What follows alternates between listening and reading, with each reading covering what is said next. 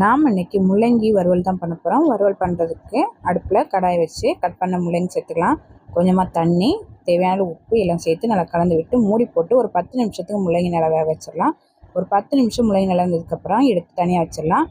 இப்போ அதே கடாயில் 2 ஸ்பூன் ஆயில் விட்டு கடுகு, ஒரு 5 பல் பூண்டை கட் பண்ணி சேர்த்துக்கலாம்.